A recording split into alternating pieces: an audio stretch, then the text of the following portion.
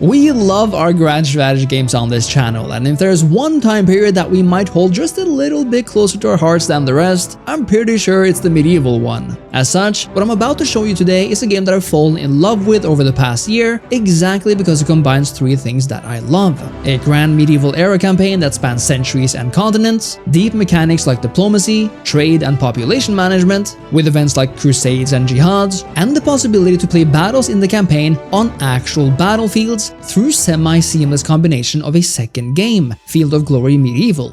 And yes, this is a fully turn-based game that focuses on historical authenticity. So in these battles, it's important to take into account everything from vision to elevation, morale, distance, and so on. Now, this is what Field of Glory Kingdoms looked like a year ago, offering a map that spanned mostly Europe and the Near East. But now, with the newly released Rajas and Tribes DLC, the game has massively expanded both eastward and southward, offering gameplay all the way to India in the east and to Ethiopia in the south, severely enhancing the depth and variety of this game.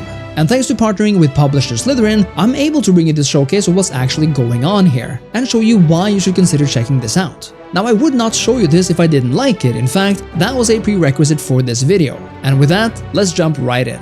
Like we've established, Field of Glory Kingdoms is a medieval strategy game, but the game offers a variety of campaigns. Some of these are specific scenarios where you lead a country in a certain region or where you rule as a specific people, like the brand new Baltic Crusades campaign beginning in 1236 featuring Alexander Nevsky and the Teutonic Knights, the new Guelphs and Ghibellines campaign in Italy and the Holy Roman Empire in 1154, or indeed that fresh new expanded grand campaign featuring the entirety of the map beginning in 1054. Pay attention to the beautiful UI work here, by the way, where every little detail comes together to create a medieval-like UI that emphasizes beauty and continuity. I absolutely love it, especially in an age where a lot of games try to make their UIs as modern feeling as possible, which often makes them lack identity and that historical thickness, as I like to call it. Of course, other than the maps, the Rajas and Tribes DLC adds some new important mechanics expanding gameplay for certain factions in particular,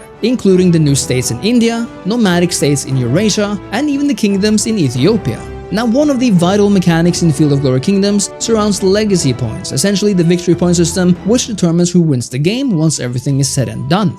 There are many ways to victory in Field of Glory Kingdoms, but with this new DLC, you can now gain victory points in new ways, via either the Great Trade system or the War Campaigns feature. The Great Trade system is interesting because even though it's a major feature of the nomadic and tribes factions, it also applies to Indian nations. In theory, this mechanic is a boon to the smaller nations who have to stand up to the large and established ones, but it is for the most part a feature that also applies to factions situated on the Silk Road and which have buildings in the merchants category, which enables you to trade things like furs, wild beasts, ivory, spice, salt, silk, and so on. For example, having a salt merchant present not only nets you money, and of course requires you to either have salt either through your own resources or through trade, will net you a legacy increase of 1.5 on its own.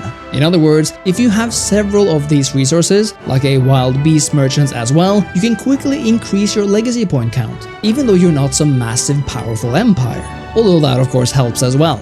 But in this way, you can play as the relatively mighty Cuman horde washing over Eastern Europe or as a minor Indian kingdom, and still gain legitimacy and therefore power by taking part in the Great Trade through these important resources. As such, this is not a faction-specific mechanic by any means, but can be used by so many different ones that adds a whole new dimension to the game. The same goes for the war campaign mechanic. Now, we've obviously had wars in the past. I mean, that's what we live for, am I right? But war campaigns is something new, because while you technically can wage as much war as your realm will allow, a war campaign is a unique regional decision that can net you much needed legacy points when you succeed. Much like declaring a war over a region, this will also trigger a war. But the campaign itself will only matter to the states you decide to claim through this campaign. In other words, by winning the battle for these regions, you will gain legacy points as part of this campaign.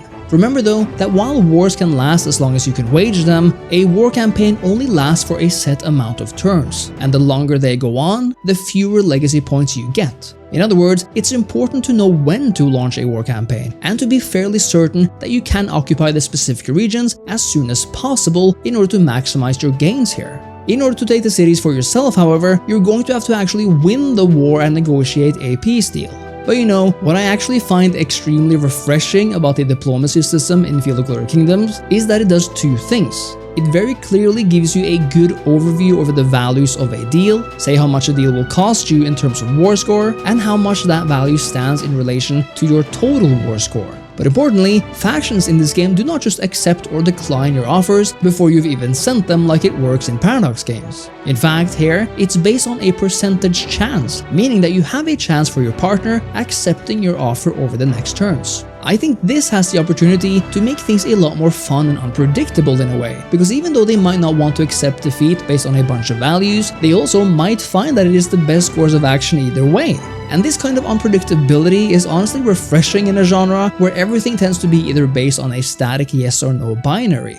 The last main mechanic in this DLC is an exclusive one though, indeed reserved for the Indian Rajput kingdoms. You see, while you obviously should be vying for control of the subcontinent itself and becoming rich beyond your wildest Indian dreams, the Indians have the unique mechanic of sending troops to eastern India. This allows them to dedicate a part of their force to off-map conquests. Over time, this will cost you the troops you have sent, but in return, you will gain riches from these conquests. It's yet another way to play tall actually, because even though you might not want to actually wage war against your neighbors, you can still use your military and gain valuable resources through these either short or long-term expeditions. An important point here though is that you must control a region adjacent to eastern India. This means that if you begin as the Kingdom of Gujarat, you need to first claim a territory of one of the other Indian kingdoms to your east. Only then can you play the Send Troops decision, a decision which periodically appears over time and works the same way as the other decisions in the game. The Rajas and Tribes DLC is the first major DLC of Field of Glory Kingdoms, and honestly, it really is quite something. Because not only do we get entirely new regional campaigns in exciting areas like the Baltics and even Italy, but with this again first major expansion, we already now get this massive increase of the Grand Campaign map, which allows for so many more cultures and regions to play in. I think it's also a great first step to take honestly, because we now get a focus on the less established factions like the Cumans and other nomads, factions that needed some flavor in order to be as fun as the more classic feudal kingdoms. It's also really promising I think that we're seeing specific faction mechanics like the Indian expeditions, because it shows us that Jihad are willing to play around with adding both general mechanics and entirely unique ones, and hopefully we'll see even more of this in the future as well. That was it for this DLC for now, and if you're interested in a deep game of medieval strategy, make sure to check out the Rajas and Tribes DLC for Field of Glory Kingdoms, which is out right now. If you want even more information on this game as a whole and dive deeper into its larger mechanics, feel free to check out my original video on the game itself as well. Field of Glory Kingdoms has never been better and its future looks bright, so if you enjoyed what you saw here today, make sure to leave a like, a comment with your thoughts, and subscribe to the channel.